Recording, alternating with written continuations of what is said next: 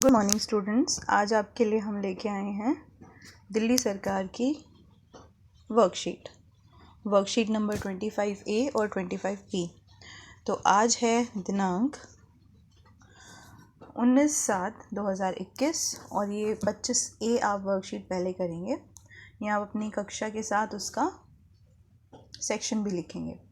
यहाँ आप अपना नाम और यहाँ अपने शिक्षक का नाम लिखेंगे। ठीक है।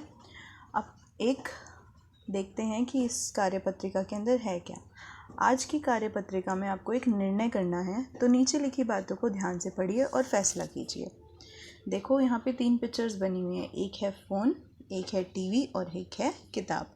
ये तीनों की आपस में कुछ बातें चल रही हैं, तो ये देखते हैं क्या बात कर रहे हैं। सबसे पहले कहता है फ़ोन, सुनो टीवी, अब मैं बच्चों का मनपसंद दोस्त बन गया हूँ।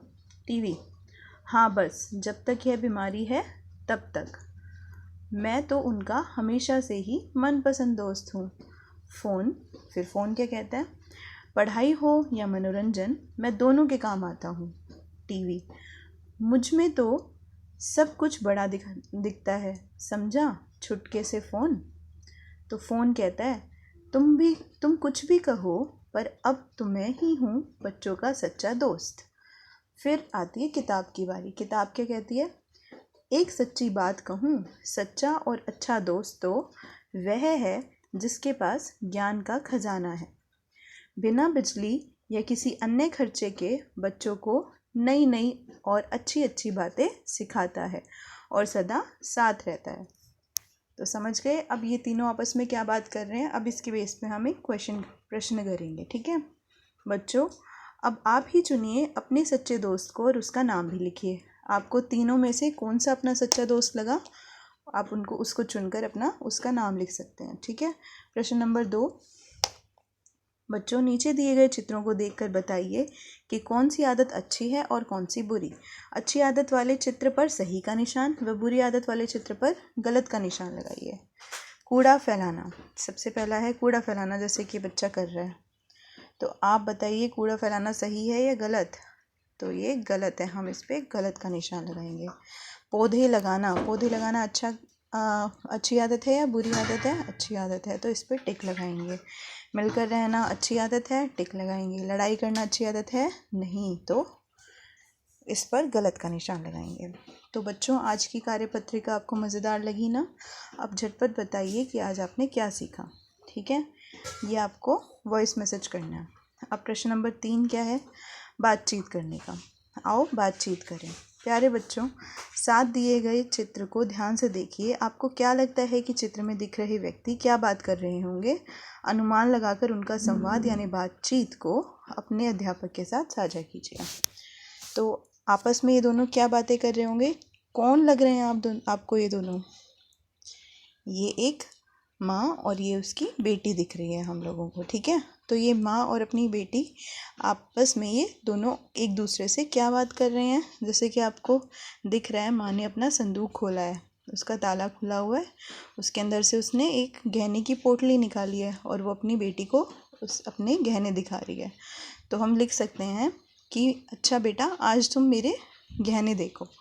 और बेटी क्या कहती है, अरे माँ आपके पास तो बहुत सारे गहने हैं। ठीक है, ये एक पॉइंट ऑफ व्यू हो सकता है। इसके अलावा आप अपनी तरफ से भी कुछ इसके अंदर बातचीत लिख सकते हैं जो आपको ठीक लगती है। ओके, अब आती है दूसरी वर्कशीट है 25B। तो 25B वर्कशीट में भी आप यहाँ पर अपना क्लास का सेक्शन लिखेंगे, अपना नेम लिखेंगे या टीचर का नेम लिखेंगे। आज प्रश्न नंबर 1 में क्या दिया हुआ है। प्यारे बच्चों, आज हम शरीर के अंगों के बारे में जानेंगे। तो आइए पता लगाते हैं कि कौन कौन से अंगों को आप भली भांति पहचान पाते हैं। नीचे दिए गए अंगों को पहचान कर उनके नाम अपनी कॉपी में लिखिए। तो पहला प्रश्न देखते हैं। पहला इसके अंदर है, ये आपको जैसे समझ में आ रहा है, ये क्या है, कान। दूसरा नाक। तीसरा जहाँ पे ये एरो दिख रही है, ये एरो किसको इशारा कर रही है, किसकी तरफ कर रही है, भौहों की तरफ। इसको क्या कहेंगे, भौहें। ये हैं दांत, ये हैं कंधे, ये हैं पलकें या पलक, क्योंकि एक ही आँख की है तो पलक कहेंगे। 7वें में ये क्या है आपका, छाती। अगले में ये एड़ी, ये है आपकी, जहाँ एरो आपको दिख रही है ये क्या है, कलाई। अब अगला है 10वां नंबर। 10वें नंबर पे दोनों हाथ की पूरी भुजाएं दिख दे रखी हैं आपको, तो ये क्या है, भुजाएं। 11वें नंबर पे है हथेली। 12वां है उंगलियां। 13वां है, इसमें क्या है, पूरे के पूरे पैर। 14वें में क्या है, घुटने। 15वां, इसके अंदर क्या है, इसके अंदर आप कह सकते हैं ये पैर हैं, ठीक है। तलवे, तलवे, पैरों के नीचे वाले पार्ट को क्या कहते हैं, तलवे। 16वें में क्या है, ये पैरों की उंगलियां।